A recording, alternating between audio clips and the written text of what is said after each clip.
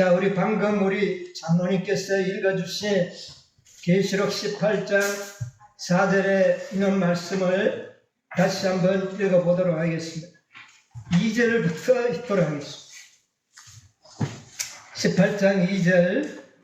힘센 음성으로 외쳐 가로되 무너졌도다 무너졌도다 큰 성 바벨론이여, 귀신의 처소와 각종 더러운 영이 모이는 곳과 각종 더럽고 가증한 새 모이는 곳이 되었더라. 4절. 또 내가 들으니 하늘로서 다른 음성이 나서 가로되 내 백성아, 거기서 나와 그의 죄에 참여하지 말고 그의 받을 재앙들을 받지 말라. 오늘 이 계시록 18장 2절과 4절을 낭독했는데, 화입주석의 18장의 주석을 보면 예수님이 이 땅에 오셔서 두 번의 성전을 정결케 하신 것처럼 마지막 때에 주님께서는 두 번의 큰 경고의 기별을 보내시기로 경명하셨다고 기록하고 있습니다. 첫 번째 경고는 계시록 14장의 경고요. 두 번째 경고는 계시록 18장의 경고라, 그렇게 우리 선지자는 말씀하셨습니다. 그런데 여기에 말씀해 보니까 무너졌도다 무너졌도다, 무너지고 난 다음에 경고하면 뭐합니까? 그렇지 않습니까? 그런데 여기 문자적으로는 무너졌도다 무너졌도다라고 말을 하고 있습니다. 그런데 이것은 경고입니다. 경고라는 것은 아직도 은혜가 주어지고 있다고 하는 사실이죠. 예, 아직도 우리에게 은혜가 주어짐을 인하여 감사해야 합니다. 첫 번째 경고, 우리는 14장에서 그 경고를 보게 되는데요. 14장의 경고가 첫 번째 경고요, 18장의 경고가 두 번째 경고라면 우리는 지금 몇 번째 경고를 듣고 있습니까? 두 번째 경고. 이 두 번째 18장의 경고는 이 지상에 보내시는 하나님의 마지막 경고입니다. 이 경고라는 것은 자비의 기별이라는 말입니다. 아직 경고를 보내니까요. 그런데 이 경고를 놓치면 어떻게 될까요? 더 이상 희망이 없는 것입니다. 여러분이 오늘 우리는 하나님이 이 지상에 보내시는 마지막 경고를 듣고 있다는 사실을 기억하셔야 합니다. 그거 다 아는 말씀인데 그렇게 생각하면 큰일 날 일입니다. 왜냐하면 이 경고는 무슨 경고라고요? 이 땅에 보내시는 하나님의 자비의 마지막 경고이기 때문에 그렇습니다. 그러므로 여러분, 이 경고를 잘 새겨 들으시기 바랍니다. 여러분, 우리가 이사야 28장 23절에 보면 이런 말씀이 기록되어 있습니다. 이사야 28장 23절에 너희는 귀를 기울여 내 목소리를 들으라. 자세히 내 말을 들으라. 오늘 우리가 어제 저녁에도 자세히 들으라고 하는 말씀을 했고, 오늘 아침 설교에도 보니까 자세히 들으라는 경고가 있었고, 근데 오늘 저도 자세히 들으라는 말을 하지 않을 수가 없습니다.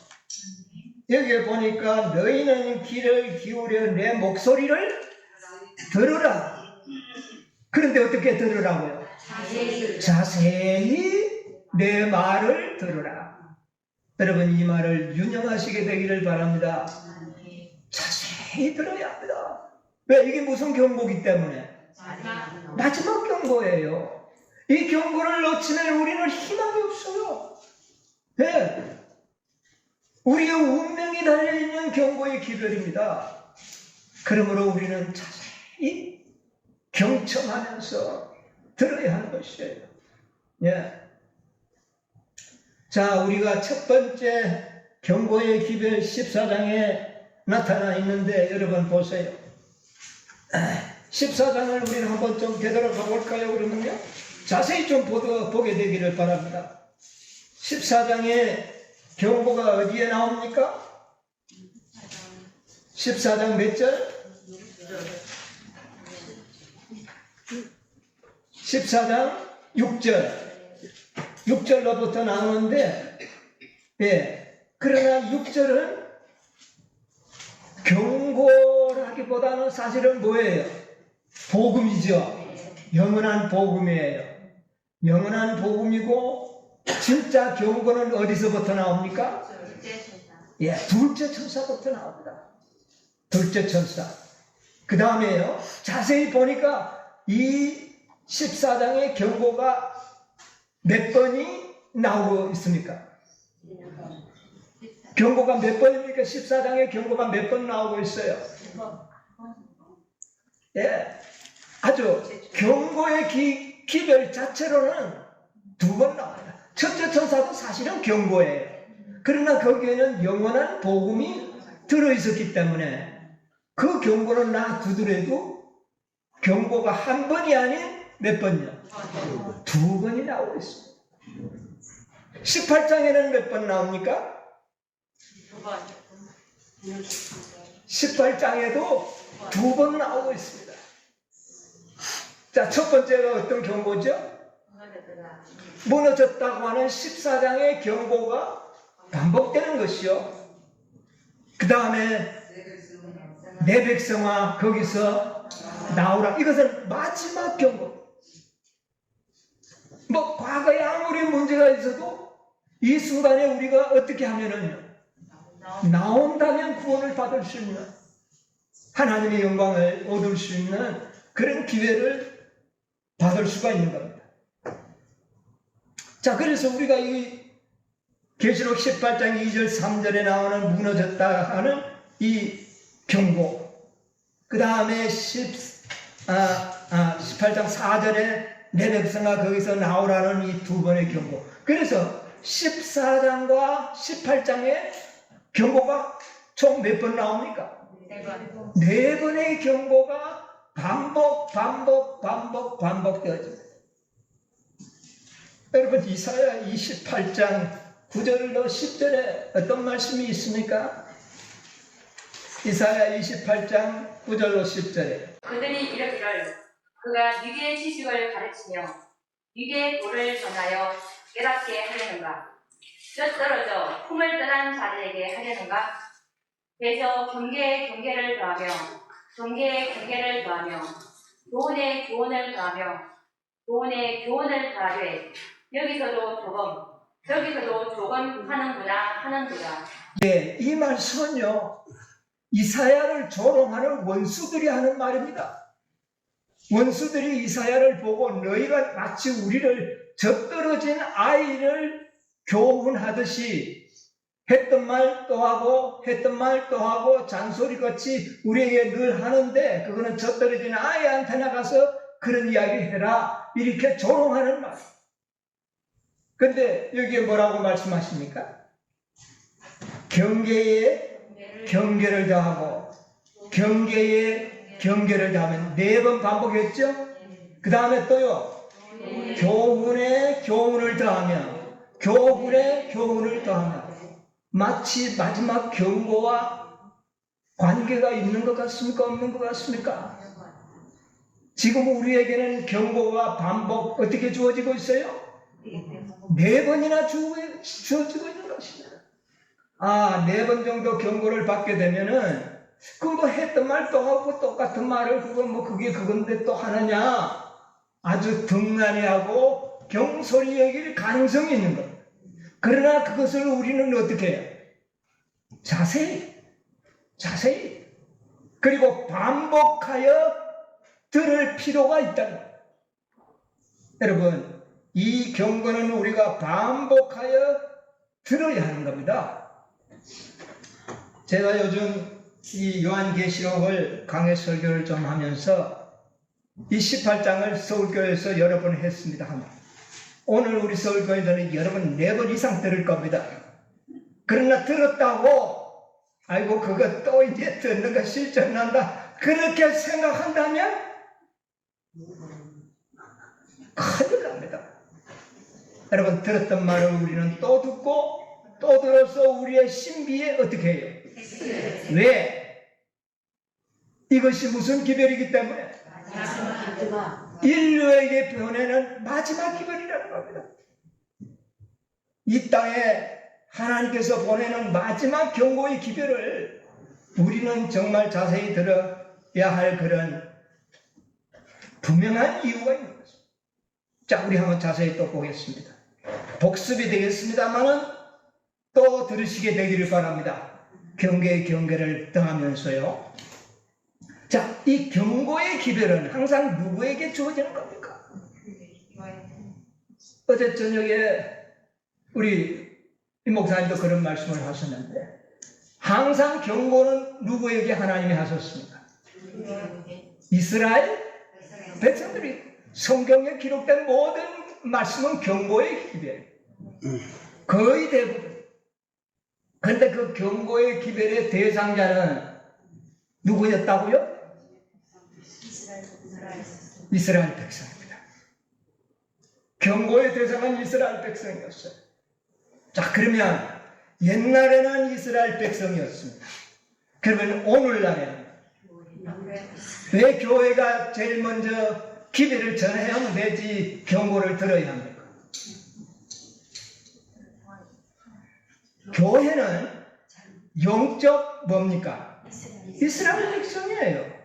우리가 기별을 전할 수도 있지만은 우리가 먼저 경고의 첫 번째 대상이 되는 것도 확실한 겁니다. 이거 잊어버리면 안 됩니다.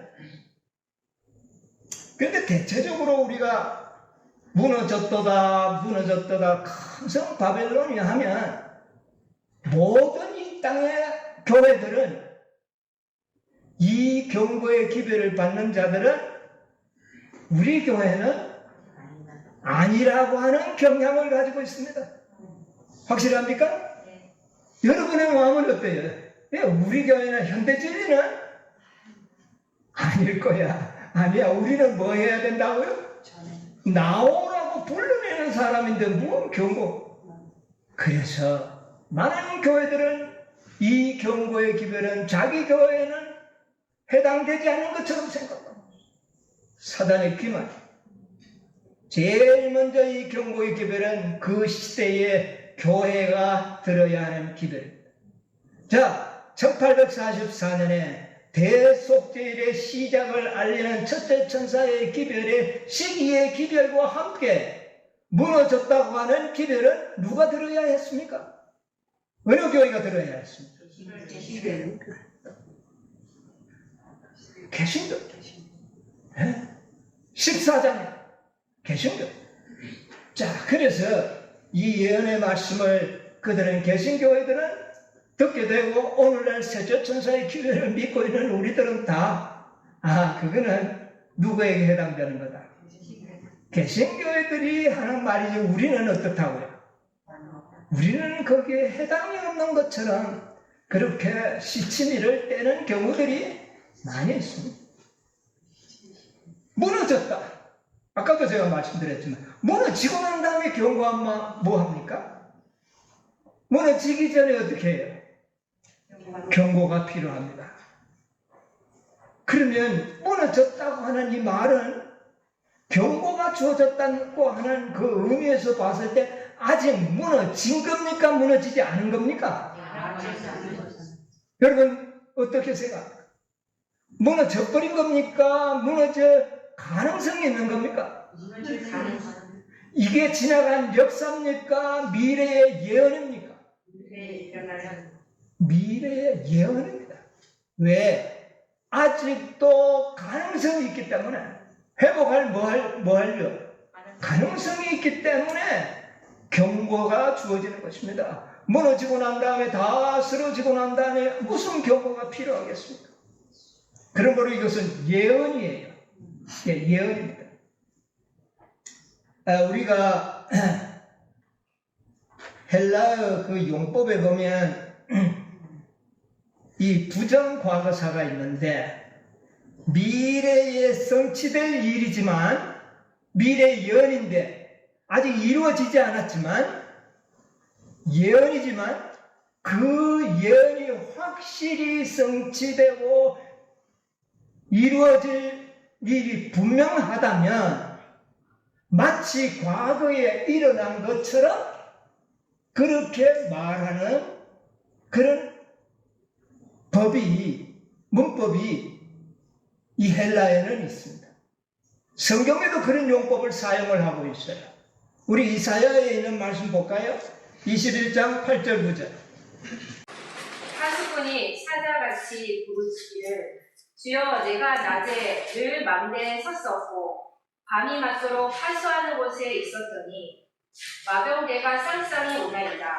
그가 대답하여 가라사대 함락되었도다 함락되었도다 바벨론이요 그 신들의 조각한 형상이 다 부서져 땅에 떨어졌다. 이것은 바벨론의 멸망을 예언하시면서 계시 가운데 메데 페르시아의 군대들이 마병들이 상상해 오는 계시를 보고 이사야는 말하기를 바벨론의 멸망을 선고한 겁니다. 그런데 아직 바벨론은 무너진 겁니까? 안 무너진 겁니까? 안 무너졌어요. 그런데 여기에는 뭐라고 이야기합니까? 무너졌도다. 함락되었도다. 함락되었도다. 그렇게 이야기를 한다는 겁니다. 왜 아직도 바벨론은 건재합니다. 당대의 바벨로니아는 최고의 세계의 열강이었습니다. 그런데 왜 무너졌다는 과거사로 이야기하느냐고 말이에요. 왜? 무너질 것이 뭐하기 때문에? 확실하고 분명하기 때문에 무너졌다고 하는 표현을 사용한다고 말해요. 성경도 그런 겁니다. 아직 건재하고 있고 무너지지 않아도 무너질 것이 확실하다면 뭐라고요? 무너졌도다, 무너졌도다. 그렇게 말씀한다는 것입니다. 여러분, 우리가 이 바벨론이 무너졌다. 옛날에 바벨론을 한번 생각을 해봅시다. 옛날 벨사살 왕이 통치하고 있던 바벨론은 아직도 강한 나라였습니다. 옛날에 그 바벨로니아가. 그런데 왜 그것이 무너질 것이 확실합니까? 메데 페르시아의 군대가 강했기 때문입니까? 아니에요. 메데 페르시아 군대만큼 바벨로니아 군대도 강했습니다. 그런데 왜 무너질까요? 메네 대겔 우바르스. 다라보니 뭐 했다? 부족했다. 심판해보니까 이 나라는 더 이상 존재할 가치가 없다는 판정이 나버렸기 때문에 강한 나라지만 무너진 거예요. 그래서 그것을 갖다가 다니엘 5장 25절에 보면 부족함이 드러났다 그렇게 말했어요. 여러분 보세요. 바벨론이 왜 부족했습니까? 왜 부족했을까? 군사력이 부족했다는 겁니까? 하나님의 심판을 견디기에 뭐했다? 부족했다는 겁니다. 하나님 이방 나라들 어지간하면 놔둡니다. 그러나 이방 나라도 어느 선을 넘으면 넘어지는 겁니다. 자 보세요. 벨사살 왕이 자만하여 성전의 기명으로 술을 마시며 거랑방탕하고 세상을 우상을 숭배하고 참남된 죄를 지을 때에 부족함이 드러났다. 더 이상 지탱할 수 없다. 그래서 부족하여 뭐한 바 되었다. 무너진다. 아직 안 무너졌지만 함락되었도다. 함락되었도다. 함락되었다. 그런 선고가 주어진다는 겁니다. 이것은 오늘날 우리들에게도 매우 중요한 의미가 있습니다. 우리가 다 건재하고 있을는지 몰라요. 그러나 하나님의 기준에 뭐하면 부족하면 무너진다는 겁니다. 부족하면. 자, 우리가 개신교회를 한번 상상을 해봅시다. 개신교회가 1844년 당시에 하나님이 보실 때에 이런 상태로는 도저히 그대로 지속될 수 없다는 뭐가 내린 겁니다. 하나님의 판단이요. 여러분, 우리가 읽지는 않겠습니다. 시간이 많이 갔기 때문에. 초기 문집에 보면 개신교회가 그때 당시에 세상과 타협하는 교회가 되고, 모든 사역자들은 신자들의 비위를 맞추는 어떤 설교, 무난한 설교를 하고 있을 때 이것은 그들이 부족하다고 하는 분명한 증거를 남기게 된 겁니다. 그리고 그들은 첫째 천사와 둘째 천사의 기별을 어떻게 해버렸습니까? 거절했습니다. 회개하기를. 그렇게 타락한 생활을 하면서도 회개하기를 거절한 겁니다. 그렇다면 그들은 지금 그때 당시에 건재했지만은 뭐 할 가능성이? 무너질 가능성이 어떻습니까? 확실합니다. 분명합니다. 그렇다면 어떻게 되는 겁니까? 무너질 것이다가 아니라 무너졌도다 하는 선고를 듣게 된다는 겁니다. 결과적으로 그들은 셋째 천사의 기별을 현격하게 거절해버립니다. 하나님의 율법을 거절해버리는 거예요. 그러므로 그들은 지금도 다 무너진 것도 아닙니다. 그러나 계시록 14장 경고에 무너졌다고 하는 선고를 누가 듣고 있습니까? 개신교회들은 들을 수밖에 없어요. 분명하기 때문에 그렇습니다. 아직 건재합니다. 자, 그 다음에 셋째 천사의 경고. 셋째 천사의 경고가 뭡니까? 여기 보니까 9절. 또 다른 천사 곧 셋째가 그 뒤를 따라 그 음성으로 말하되 만일 누구든지가 데려갑니다. 여러분, 누구든지에는 누구도 포함될까요? 우리도 포함됩니까? 그때 태어나지도 않았는데 뭐가 포함이 됩니까? 1844년으로 돌아가자니까요. 1844년에 만일 누구든지 할 때 거기는 누구도 포함됩니까? 개신교회는 첫째, 둘째에서 이미 경고를 받습니다. 셋째 경고는요, 누구도 포함됩니까? 여러분 보세요. 첫째 천사와 둘째 천사의 기별을 받아들이고 회개하고 나온 자들이 있었어요, 없었어요? 있었어요. 이들에게도 적용되는 기별이 셋째 천사의 기별. 나온 자들, 무너진 곳에서 나온 자들. 여러분, 이게 우리에게 의미가 있는 역사예요. 자세히 보면 첫째 천사와 둘째 천사의 기별을 받아들인 그들도 셋째 천사의 경고를 받는 첫 번째 대상입니다. 누구보다도 개신교회들보다 먼저 경고를 받는 대상이 누구냐? 그때 나온 사람들, 예언의 몇 명 나왔다고 그랬죠? 5만 명 이상이 나왔고, 역사적으로 봤을 때 약 10만 명 이상이 미국에서 개신교회들로부터 나왔는데, 그들도 몇째 천사의 경고를?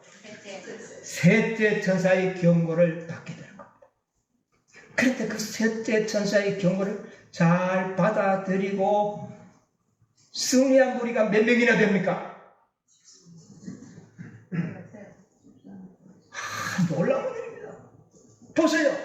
개신교에서는 나왔는데 그들도 무슨 경고를 무시하고 셋째 천사의 기별을 무시하고 받아들이지 아니함으로 나왔던 대부분의 무리들은 마치 전혀 첫째와 둘째의 기별을 받아들이지 않는 것처럼 결과는 똑같았다.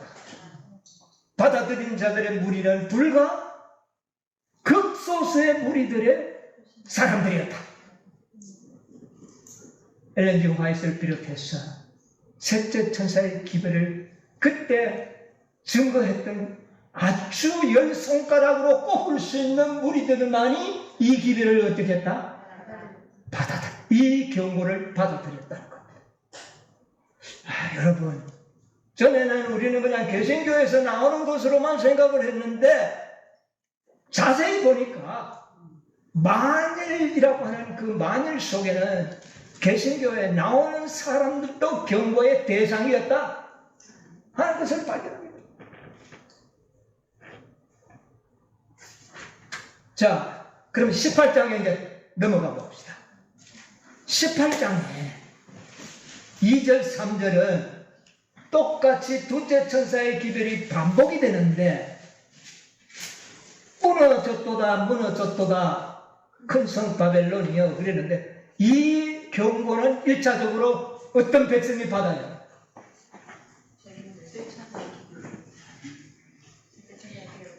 만일 누구든지 해서 셋째 천사의 기별을 받아들여서 조직된 교회가 이제 이 기별을 어떻게 해야 돼요? 이 경고를 받게 되는 겁니다. 그런데 놀라운 것은 무너졌다고 하는 경고를 받게 되는 겁니다. 이건 굉장히 좋지 않은 경고입니다. 무너졌다고 하는 것은 무너질 것이 어떻게 되기 때문에 확실할 때 주어지는 그런 문법이라고 말입니다. 이 문장이 무너질 가능성이 없고 회생할 수 있다면 무너졌다는 표현은 사용되지 않는다는 것을 알게 되는 거예요. 그런데 이 경고를 받는 백성이 누구죠? 한번 여러분 생각해 보세요. 자, 1차 경고를 받지 않았던 백성, 경고를 받았던 1차 백성은 이 18장 천사의 경고의 첫 번째 대상은 아닙니다. 사순이에요. 이제는 첫 번째 대상은 누굽니까? 한 번도 경고를 받아보지 않고 새롭게 탄생된 교회라.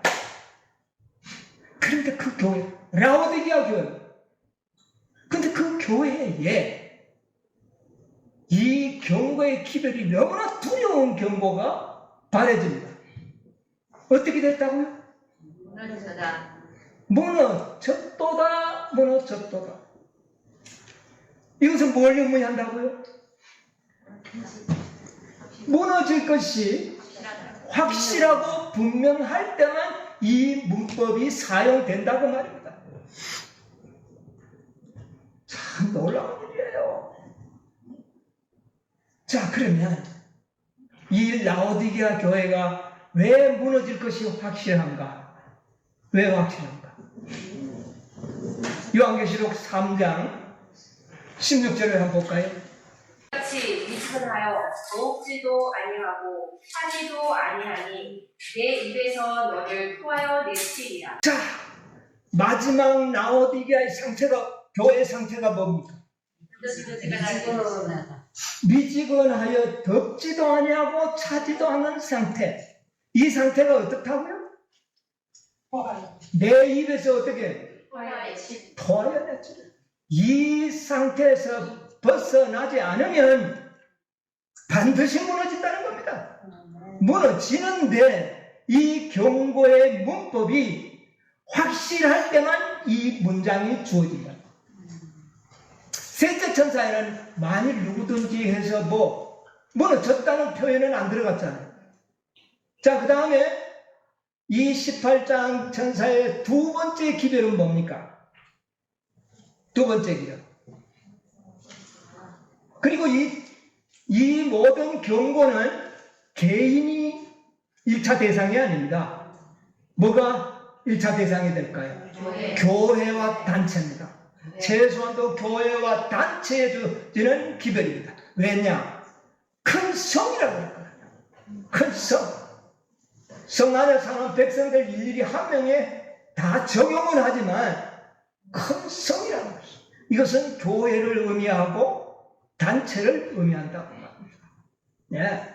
그래서 제가 두렵게 생각하는 것은 첫 번째 경고의 두 번째 경고, 첫 번째 경고에 무너졌다는 표현과 18장의 첫 번째 경고에 무너졌다는 것은 문법 자체가 확실할 때, 분명할 때 주어지는 그런 문장으로 쓰여졌다는 겁니다. 이 사실은 예언입니다. 참 우리가 새겨들어야 돼. 그 안에 있는 백성들이 그렇게 된다는 말이 아니에요. 개인에게는 아니에요.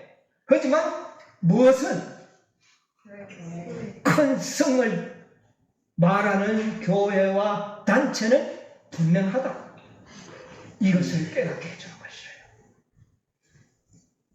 자, 그러면 왜 그들이 무너질 것이 확실하냐면, 여러분, 라오디게아 교회가 뜨뜻미지근해졌을 때에 하나님께서 준비하신 놀라운 기별이 있었죠. 그게 무슨 기별입니까? 계시록 18장 넷째 천사의 기별, 와그노와 존스의 기별인데, 그것은 예언의 신에 뭐라고 표현을 했느냐 하면은, 힘을 잃은 넷째 천사들에게 뭐를 주기 위하여? 힘과 능력을 주기 위하여 천사를 보내셨다고 합니다. 그런데 만약에 이 천사를 영접하여 받아들이면 회복할 수가 있는데, 재림교회가 이 18장에 1888년의 기별을 받아들이는 일에 뭐했다? 실패했다. 실패했다는 증거가 뭡니까? 기록에도 의하지만 증거가 첫 번째 뭐냐면은 18장 천사는 하나님의 놀라운 믿음으로 말미암은 복음의 기별인데도 불구하고 재림교회는 18장 천사는 뭐다? 늦습니다. 이렇게 생각한다. 그래서 그들은 늦은비로 생각하고 아주 18장 천사는 이 땅에 내려오지를 않았다고. 그렇다면 이 천사를 만나보지 못했다는 것이 뭐합니까? 확실하다. 그들은 셋째 천사의 기별을 전하지 18장 천사의 기별을 전한다고 말을 하지 않습니다. 이것은 무엇을 의미하느냐? 18장의 넷째 천사, 힘있는 천사를 영접하지 못했다는 객관적인 역사적인 증거라고.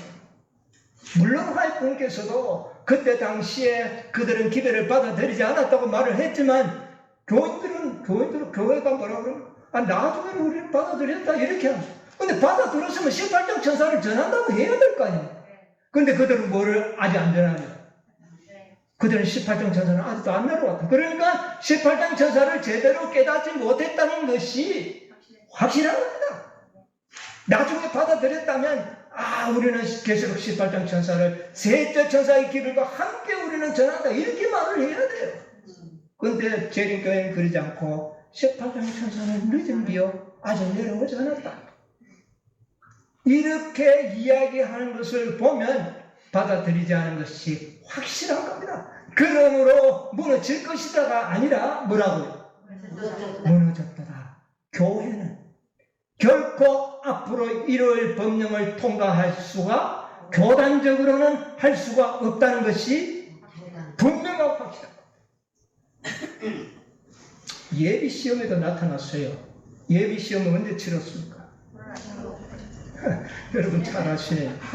코로나19 때 예비시험 한번 치러보니까 우리 문 닫고 안식일 교회 다 문 닫겠습니다.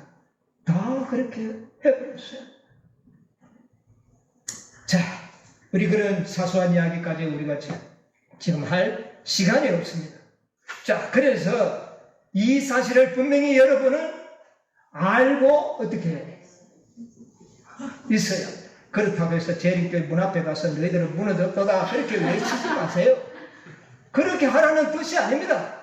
이것은 우리가 알고 안타까운 심령으로 그들에게 힘과 능력을 주고 참으로 참된 진리를 가르치도록 하는 그런 하나의 촉진제가 되도록 해서 우리에게 가르쳐 준 거지. 그 앞에 가서 야 너희들 무너졌어 그렇게 하라는 말이 아니에요.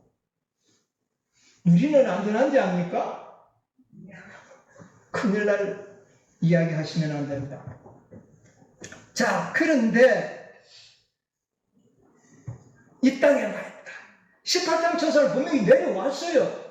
그러면 14장 천사가 있어야 될 거 아닙니까? 여러분, 18장 천사를 받아들인 사람이 한 사람이 예언의 신에 나타나는데 누굽니까? 여러분, 엘렌 화이트만이 받아들인 것이 확실합니다. 와그너 존스의 기별을 듣고 18장 천사의 기별이라는 사실을 깨닫고 난 다음에 화이트 부인의 이 심장의 모든 세포들이 어떻게 했다고 그랬어요? 내 심장의 세포들이 모두 다 아멘으로 화답했다고 그랬어요. 그러면 화이트 부인은 받아들인 겁니까? 아닌 겁니까? 받아들였어요. 정확하게 받아들였습니다. 그 세 분과 연합하여 복음을 18장 천사를 전하는 일에 투신했습니다. 그런데 불과 한 1년 조금 넘게 전하니까 이래서는 안 되겠다. 그래서 사단은 화이트 부인을 호주로, 와그너는 저 영국으로 다 흩어져 버리고 이 기별을 전하는 일에 힘을 잃게 만들어 버렸다고 합니다. 자, 그런데 엘렌 화이트이 1915년에 어떻게 했어요? 유일하게 셋째 천사와 넷째 천사가 연합된 천사였습니다. 여러분, 화이트 부인이 힘을 잃은 거 봤습니까? 화이트 부인은 돌아가실 때까지 아주 강력한 능력과 힘을 가진 천사로서의 활동을 했습니다. 왜? 몇째 천사를 연합했습니까? 셋째와 넷째가 연합된 천사였습니다. 그런데 그분이 1915년에 돌아가셨어요. 그러면 이 땅에 넷째 천사 18장, 계시록 18장 천사를 대표하는 존재가 역사 속에서 없어졌어요. 그런데 1925년에 우리는 계시록 18장 천사를 전한다고 외치는 무리가 탄생됐어요. 여러분 잘 아시죠? 겨울도 이들은 1925년에 교회를 조직하고 유일하게 이 지상에서 오늘날까지 계시록 18장의 천사를 전하고 있다고 말하는 단체 교회입니다. 그 외에 있나요? 숨어서 믿는 그런 어떤 무리들은 있을 수 있지만은 공개적으로 이 지상의 18장 천사를 공개적으로 말하면서 전하는 무리들은 그들밖에 없어요. 그들은 누구였습니까? 1914년 전쟁을 통하여 하나님의 율법을 고수하고 셋째 천사의 남은 무리로서 정말 나타났던 전쟁 반대적, 수많은 사람이 순교당하고 또 그 결과로 교회로부터 어떻게 돼? 출교를 당하고 몇 명 정도? 4,000명 내지 한 5,000명이 출교를 당하는 역사가 일어났고 이들이 1919년에 전쟁이 끝난과 동시에 미국으로 건너가서 예언의 신과 대총회와 타협을 하고 돌아올 때 예언의 신을 다 가지고 와서 독일어로 번역해서 말씀을 연구한 결과 교회가 무너진 원인을 찾게 된 겁니다.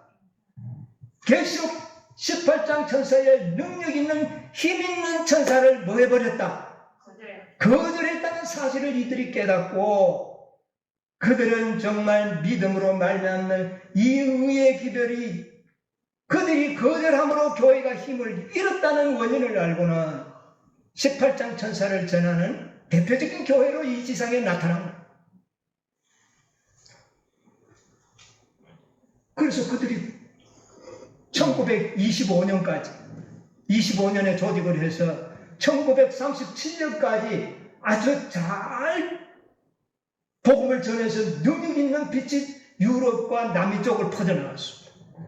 근데 1937년에 뭐가 일어났습니까? 세계 2차 대전이 일어납니다. 그리고 몇 년까지 계속됐습니까? 1945년까지 2차 대전. 자, 1945년까지 지나고 난 다음에 이 세상에는 또 어떤 일이 일어납니까? 공산주의, 민주주의의 사상전쟁을 통하여 이 세상이 오늘날까지 힘들게 살아오게 되는 겁니다.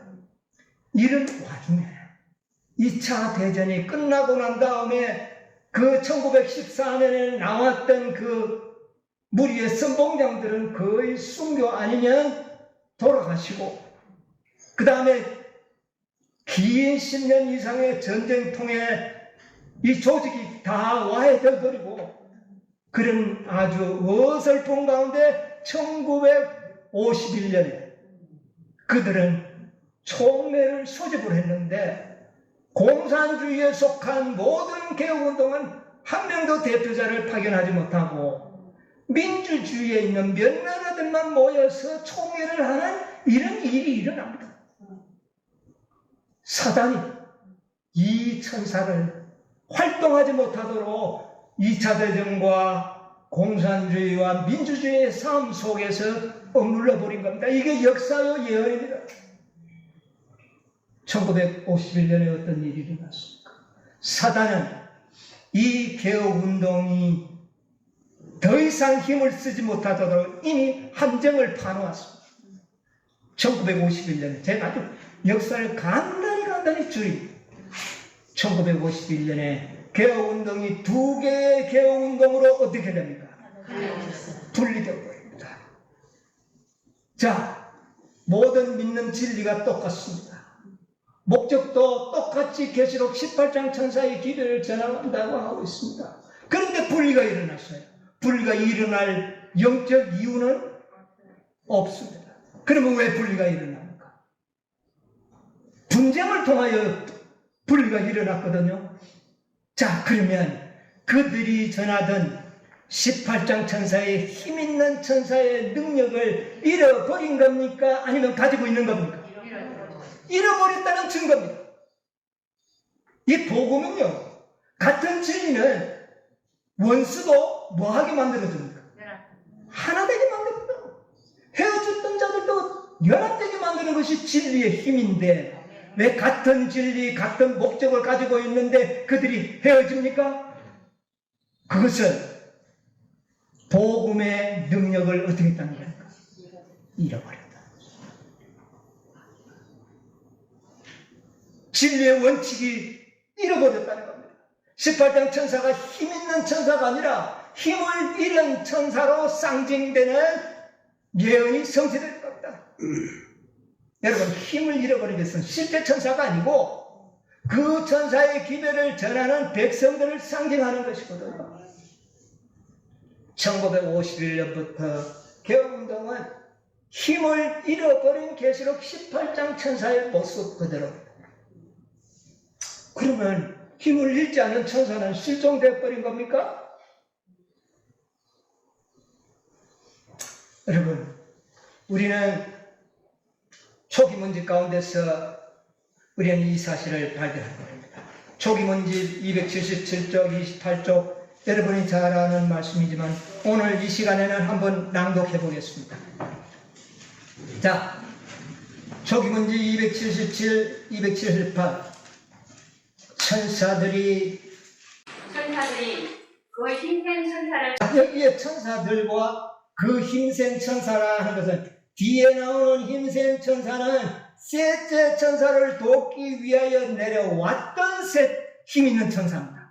그런데 이 셋째 천사를 돕던 이 힘센 천사가 천사들의 뭐를요? 도움을 받는 예언입니다. 이게 무슨 말인지 아시죠? 자, 그래서 천사들이 읽으세요. 천사들이 그 힘센 천사를 돕기 위하여 하늘에서 날아왔으며 나는 사방에서 들려오는 소리를 들었다. 내 백성아, 거기서 나와 그의 죄에 참여하지 말고 그의 받을 재앙들을 받지. 여기서 보니까 천사들이 그 힘센 천사를 돕기 위하여 날아왔다면 순서로 보면은 몇째 천사입니까? 다섯째 천사가 과거에 힘이 있던 넷째 천사를 돕기 위하여 내려왔다는 말이거든요. 그런데 이 다섯째 천사가 돕기 위하여 내려와서 외치는 기별이 무슨 기별입니까? 내 백성아 거기서 나오라는 18장 4절이 그러니까 다섯째 천사의 사명은 내 백성아 거기서 어떻게 해요? 나와라는 기별을 외치는 것을 또 본 겁니다. 자, 계속 쭉 그 죄는 자, 그건 좀 지나가서요. 그거는 좀 지나가서 1844 이 밤중 소리가 이 기별은 밤중 소리가. 자, 그런데 18장에 넷째 천사도 기별이고 다섯째 천사도 뭐라고요? 여기 보니까 이 기별은 하는데 이것은 다섯째가 전하는 기별이라는 말입니다. 그러면 늦은비 성령은 기별이 아니죠. 늦은비 성령은 기별이 아닙니다. 능력자여 돕는 자들이 기별이 아니에요. 그런데 이 기별을 하는 것은 이 천사들이 외치는 기별이라는 말입니다. 그러니 아직 늦은비 천사가 아니라는 것이죠. 자, 이 기별은 밤 청소리가 1844년에 있었던 둘째 천사의 기별에 포함되었던 것처럼 셋째 천사의 기별에 추가되는 것 같다. 그런데 이 다섯째 천사의 기별은 셋째 천사의 기별에 뭐 되는 것 같다? 추가되는 기별입니다. 그런데 이것은 내 백성아 거기서 나오라는 것도 1차적으로 뭡니까? 경고의 기별입니다. 그러면 경고의 기별의 1차적인 적용은 누구에게 해당되는 겁니까? 1차적인 적용.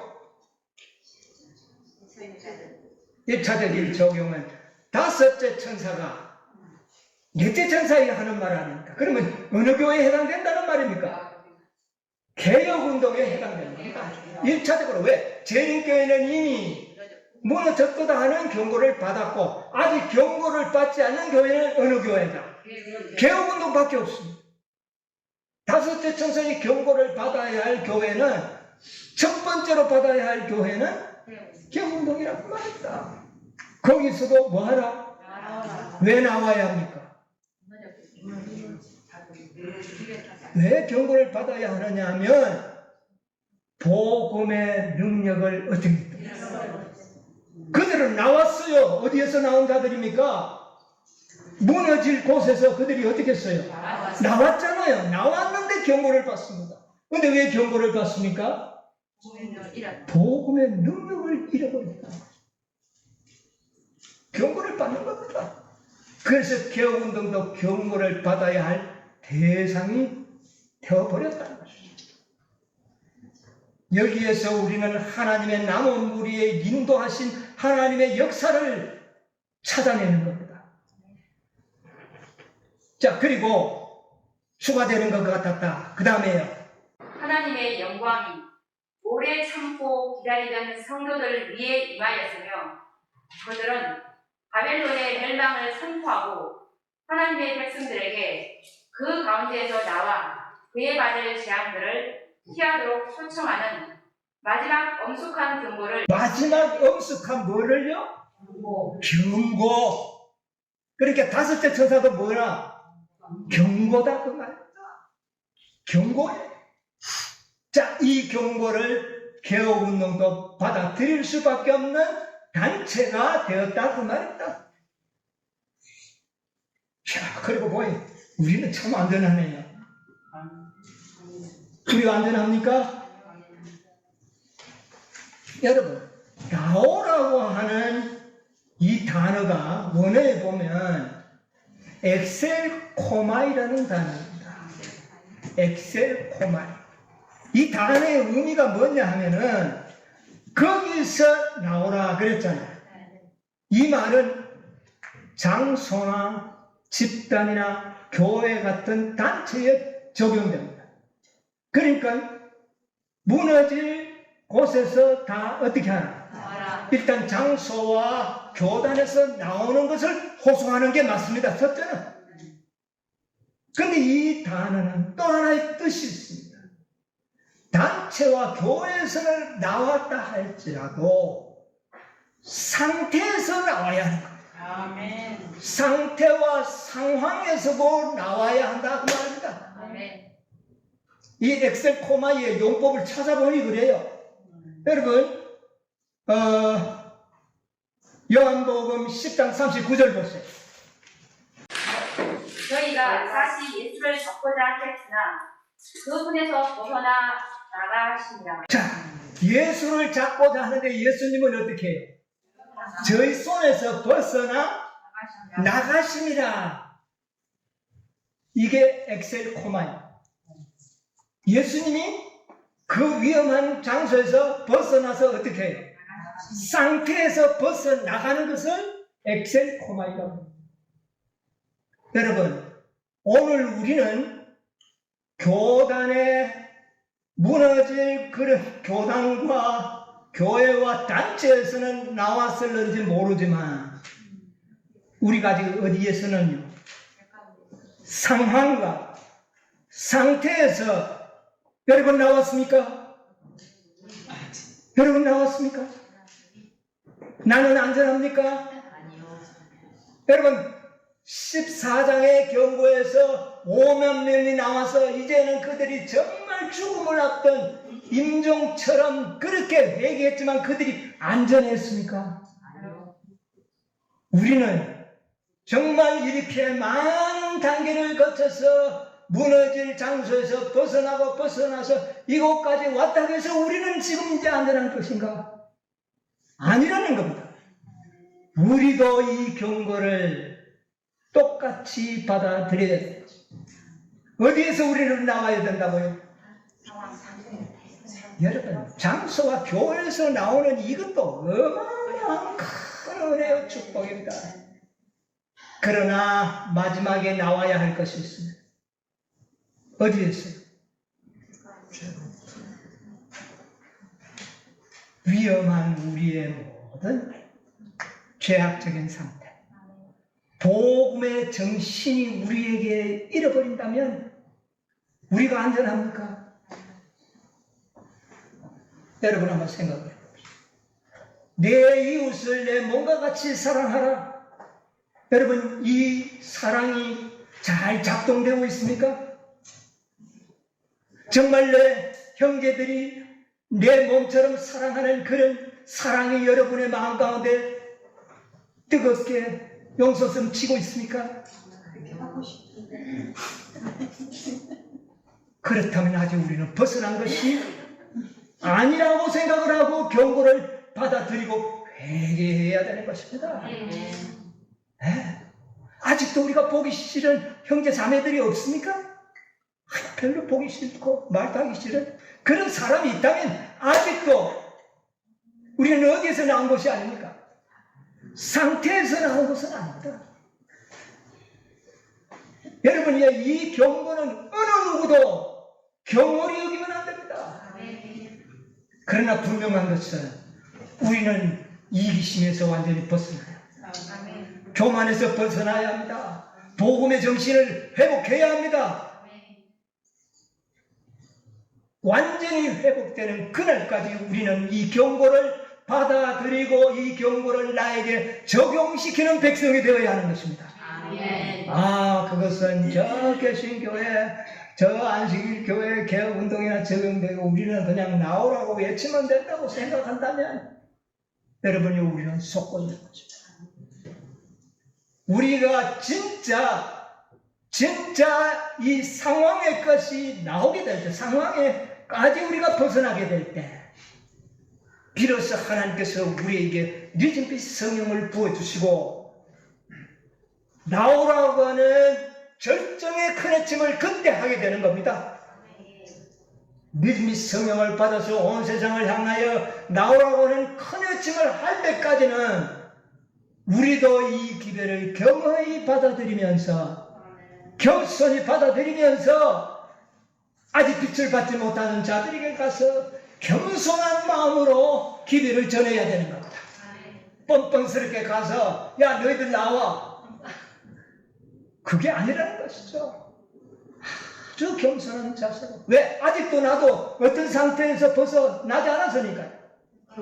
위험에서 벗어난 것은 아닙니다. 아직 우리는 시험을 치르지 않았습니다. 시험을 언제 치릅니까? 일요일 법령 시험을 치를 것입니다. 그 전까지는요, 우리도 다섯째 천사의 기별을 경고를 겸허히 받아들이면서 정말 겸손한 마음으로 이 복음을 전하는 다섯째 천사들이 되어야 하는 겁니다.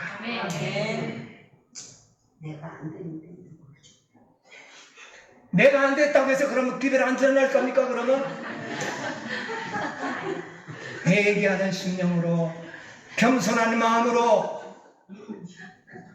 여러분, 우리는 기도를 전해요. 그러나 나도 항상 겸손해야 됩니다. 형제에 대하여 정말 우리는 질투, 시기, 미움이 우리 마음 가운데 남아있다는 것은 굉장히 위험한 상태입니다. 여러분이요, 겸손한 다섯째 천사의 기별자들이 되시기를 바랍니다. 마지막 경고입니다. 이 경고 다음에는 더 이상의 경고는 우리 귀에 들리지 않을 것입니다.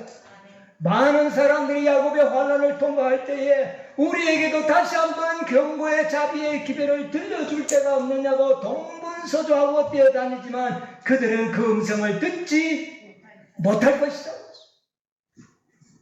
여러분이요, 우리 그리스도의 복음의 정신으로 변화되어야 합니다. 그리스도의 사랑이 우리의 마음에 충만히 임재하도록 기도하시기 바랍니다.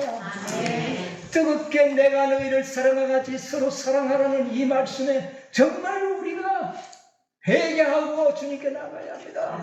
나도 주님과 같은 마음을 나도 갖게 해달라고 하는 겁니다. 아무리 우리가 전하는 복음이 올바르고 정확하고 다 옳다 할지라도 그리스도의 정신이 없다면 무너질 것입니다. 그리스도의 온유 겸손한 마음 잊어버리지 않게 되겠고 그리스도의 정신을 잊어버리지 않도록 하십니다. 아무리 율법을 높인들 그게 무슨 소용이 있습니까? 아무리 내가 전하는 기별이 올바른들 그게 무슨 소용이 있습니까? 뭐를 잃어버린다? 그리스도의 정신이 없다고 그렇게 되는 겁니다. 여러분, 참으로 하나님께서 우리를 이곳까지 인도해 주신 것 참으로 감사하십시오. 그러나 이제 마지막 정말 이 상태에서 제약의 상태에서 온전히 벗어나는 그날까지 주님만을 바라고 온전히 하시는 그리스도만 바라보면서 살아가는 참된 하나님의 진실된 남은 백성들이 되시기를 간절히 바라면서 오늘 말씀을 마치도록 하겠습니다. 찬송과 영광과 존귀를 받으시기에 합당하신 하늘에 계신 우리 아버지, 아버지 은혜를 참으로 감사하옵나이다. 우리를 무엇이간데 이처럼 사랑하여 주셔서 남들이 알지 못하는 이 거룩한 안식일에 아버지여 저희들을 영적 집회로 모일 수 있도록 축복하여 주셨사오니 감사합니다. 오 아버지여, 세상이 들을 수 없는 이 마지막 때의 아름다운 자비의 경고를 우리에게 들려주셨사오니 감사합니다. 오 아버지, 오늘날 우리를 위험한 모든 바벨론의 상태 교회로부터 우리를 불러내 주시고 오늘날 이 자리까지 우리를 인도해 주신 우리 아버지께 감사합니다. 그러나 아버지시여, 아직도 우리가 그리스도와 같은 마음이 우리에게 부족합니다. 아직도 그리스도와 같은 온유하고 겸손한 마음이 우리에게 없습니다. 아직도 그리스도처럼 정말 원수를 사랑하는 마음이 우리에게 아직 없습니다. 오 아버지여, 이런 상태로는 우리도 위험한 상태로 우리에게 보여주셨사오니 감사합니다. 오 아버지여, 우리를 불쌍히 여겨 주시옵소서. 우리에게 회개하는 마음을 주시고 아버지여, 우리도 하여금 그리스도의 마음을 갖게 도와주시옵소서. 오 아버지여, 우리도 그리스도와 같이 온전한 생애를 살기를 원합니다. 우리도 원수를 사랑하는 그런 사람들이 되기를 원합니다. 온 땅의 아버지의 영광을 환하게 하도록 우리 주님과 같은 그리의 자비의 생애를 살기를 원합니다. 오 아버지여, 우리를 불쌍히 여기시고 도와주시옵소서. 오 아버지는 아직 우리가 그렇게 되지 못하고 있습니다. 오 아버지, 우리를 불쌍히 여겨 주시옵소서. 우리는 할 수 없습니다. 오 아버지는 불가능합니다. 그러나 주님께서는 하실 수 있습니다. 아버지여, 우리의 믿음을 도와주셔서 주님만을 신뢰하고 말씀만을 신뢰하며 그렇게 살아가는 겸손한 제자들이 되기를 원합니다. 아버지, 우리를 축복해 주시옵소서. 우리를 도와주시기를 기도하고 원하옵나이다. 오 아버지, 우리가 내 집에 성령을 받을 수 있는 그러나 아버지여 그리스도의 정신을 소유하는 백성들도 하나가 될 수 있는 아버지여 축복을 우리에게도 허락하여 주시옵소서. 아버지 오늘도 이 날을 기억하고 지키는 모든 백성들 축복하여 주시고 특별히 이 자리에 참여해야 할 영혼들, 참여하지 못한 영혼들이 많이 있습니다. 오 아버지 그 영혼들을 불쌍히 여겨 주시고 저희들과 동일한 은혜로 충만케 하여 주시옵기를 간절히 아버지 빌고 원하옵나이다. 주님이여 오늘도 병든 자들이 있습니까? 오 아버지 치료의 손길을 베풀어 주시고 재난 중에 있는 영혼들이 있습니까? 아버지여 불쌍히 여겨 구원해 주시옵소서. 오늘 하늘로부터 내리는 무한한 은혜와 축복이 우리 모든 백성들의 마음에 충만히 임재하여 주시옵기를 거룩하신 예수님의 이름으로 간절히 기도하옵나이다. 아멘.